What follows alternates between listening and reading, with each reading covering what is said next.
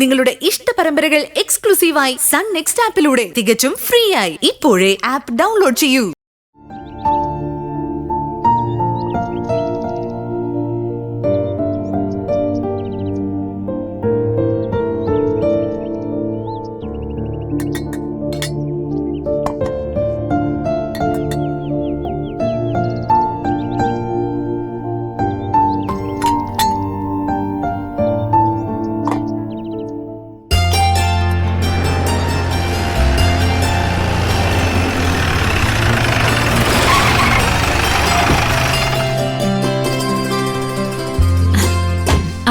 ചേച്ചി, അവിടെ ദയക്കും മഞ്ചാടിക്കും കൂട്ടായിട്ട് സരോജിനി ആന്റി ഉണ്ടാവുമല്ലോ അല്ലേ? അതെ, ആന്റി ഇപ്പൊ സ്വന്തം വീട്ടിലേക്ക് പോവാറേയില്ല.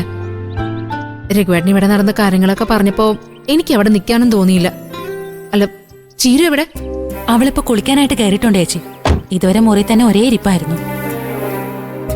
ആ രഘുവേട്ടൻ പിന്നീട് വിനയനെ വിളിച്ചായിരുന്നോ? അവനെ വിളിച്ചിട്ട് ഇനി എന്തു പറയാനാ?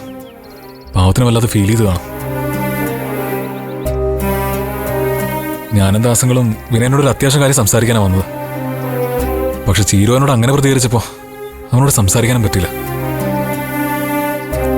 എന്നാലും വിനയൻ അവരോടൊപ്പം ഹോസ്പിറ്റലിലൊക്കെ പോയി എല്ലാ കാര്യങ്ങൾക്കൊപ്പം നിന്നിട്ടും ചേരു അവനോട് ഇങ്ങനെ പെരുമാറുന്ന ഞാൻ ഒട്ടും പ്രതീക്ഷിച്ചില്ല രഘുവേട്ട. ഇതാരും പ്രതീക്ഷിച്ചില്ല. അതല്ലേ അവൻ കുഞ്ഞുങ്ങളെ കാണണമെന്ന് പറഞ്ഞപ്പോ നമ്മൾ മുറി പോയി കണ്ടോളാൻ പറഞ്ഞു. ഒക്കെ ശരിയാവും രഘുവേട്ട. ദയക്കൊരു വയ്യായ്ക വന്നപ്പോ വിനയന്റെ ഒപ്പം ഹോസ്പിറ്റലിൽ പോവാൻ ചീരു തയ്യാറായില്ലേ? അങ്ങനെ ഓരോ കാര്യങ്ങളിലൂടെ അവൾ വിനയിലേക്ക് തന്നെ എത്തിക്കോളും. പിന്നെ വിനയ മക്കൾക്ക് കൊടുക്കാൻ വേണ്ടി ഏൽപ്പിച്ച ഗിഫ്റ്റ് നീ കൊടുത്തായിരുന്നോ? ഇല്ല രഘുവേട്ട, നേരിട്ട് കൊടുത്ത അവള് ചിലപ്പോ വലിച്ചെറിഞ്ഞാലോ. അവള് കുളിക്കാൻ കയറിയപ്പോ ഞാനത് മുറി കൊണ്ടേ വെച്ചിട്ടുണ്ട്. അത് നന്നായി. മനസ്സൊന്ന് തണുക്കുമ്പോ അവളത് എടുത്തു നോക്കുമല്ലോ. അപ്പ ചീരുവിന് തോന്നും വിനയനെ ഇറക്കി വിട്ടത് ശരിയായില്ലാന്ന്. നമ്മളൊക്കെ അനന്തൻ മാഷിന്റെ മക്കളല്ലേ അനു. ആരെയും പൂർണ്ണമായിട്ട് വെറുക്കാനോ തള്ളിക്കളയാനോ നമുക്ക് ആർക്കും പറ്റില്ലല്ലോ. ചേച്ചി വാ, വിളക്ക് വെക്കാറായി. രഘുവേട്ടന് ചായ എടുക്കട്ടെ? വേണമെന്നില്ല അനു, ഞാനേ ദാസങ്ങളൊന്ന് വിളിച്ചിട്ട് വരാം. വാ ചേച്ചി, വാ.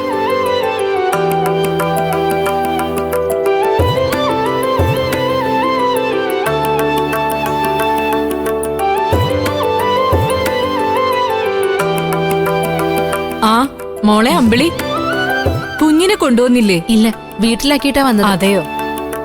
അനു, എന്റെ ജോലിയൊക്കെ കഴിഞ്ഞായിരുന്നു. എന്നാ പിന്നെ ഞാൻ പൊയ്ക്കോട്ടെ. ആ ശരി ചേച്ചി, ചേച്ചി പോയിക്കോ. രഘുവേട്ടൻ ദയ്യം മഞ്ചാടിയും കൊണ്ട് പഞ്ചരത്നത്തിലേക്ക് പോയപ്പോ ഞാൻ ഇന്ദ്രേട്ടനെ ഒന്ന് വിളിച്ചായിരുന്നു ചേച്ചി. രാത്രിയിൽ ഇങ്ങോട്ട് വരാൻ പറ്റുമെന്ന് ചോദിക്കാം. എന്നിട്ട് വരാന്ന് പറഞ്ഞോ? ഇല്ല, ഇന്ദ്രേട്ടൻ കാര്യമായിട്ട് എന്തൊക്കെയോ തിരക്കില്ല. സത്യന്റെ കല്യാണോട്ടത്തിന് പുറമെ കടയിലെ കാര്യങ്ങളൊക്കെ ഉണ്ടല്ലോ. എന്നാലും പേടി തോന്നുന്നുണ്ടെങ്കിൽ രാത്രി വിളിച്ചാ വരാന്ന് പറഞ്ഞു. ഇനിയിപ്പോ അതിന്റെ ആവശ്യമില്ലല്ലോ. എന്തായാലും ഞങ്ങള് വന്നില്ലേ. എന്നാലും ഇന്ദ്രൻ നിന്റെയും മോന്റെയും കാര്യത്തിൽ പഴയതിനേക്കാൾ ശ്രദ്ധയും കരുതലും കാണിക്കുമ്പോ ഒരു സന്തോഷമുണ്ട്.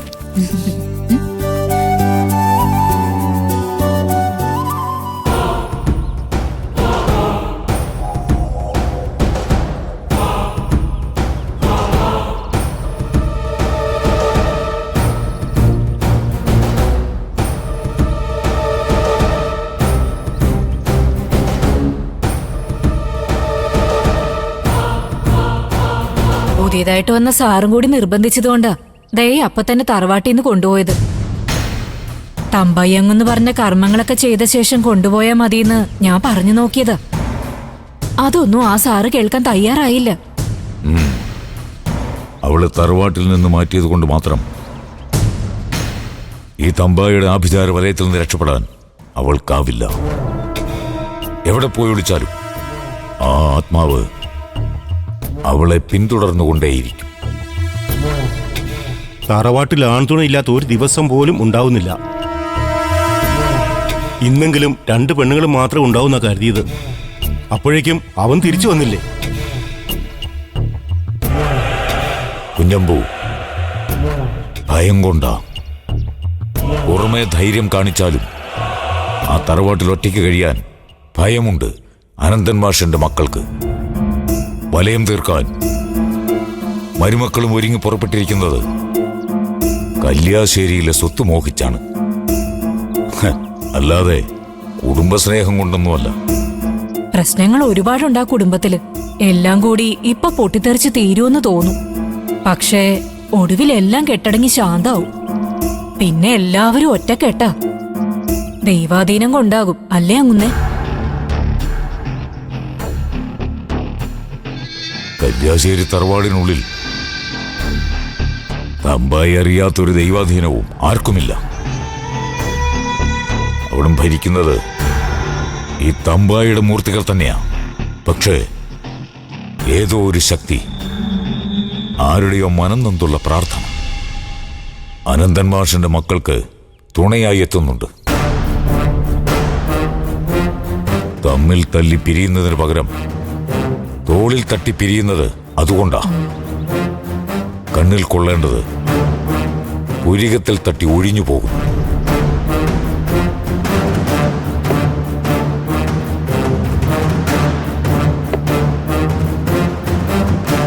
ഒറ്റയായി പോകുമെന്ന് തോന്നുന്നിടത്ത് അവസാന നിമിഷം ആരെങ്കിലും തുണയായി എത്തുന്നു.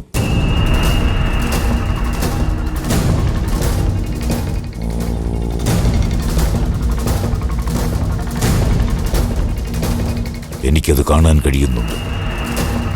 മക്കളുടെ നന്മയ്ക്ക് വേണ്ടിയുള്ള ആ മനുഷ്യന്റെ തീർത്ഥയാത്ര മുഴുവൻ ദൈവത്തിൽ അർപ്പിച്ച് അനന്തൻ മാഷ് തന്റെ മക്കളെ നാശത്തിന്റെ കുരുക്കിൽ നിന്നും മോചിപ്പിക്കാൻ ശ്രമിക്കുകയാണ്. ആ യാത്ര അവസാനിക്കും വരെ ഒരഥർവശക്തിക്കും അയാളുടെ മനസ്സിനെ നോവിക്കാനാവില്ല. അതാണിപ്പോൾ കല്യാശ്ശേരിയിൽ കഴിയുന്നവരുടെ തുണയും ആശ്രയവും രക്ഷയും.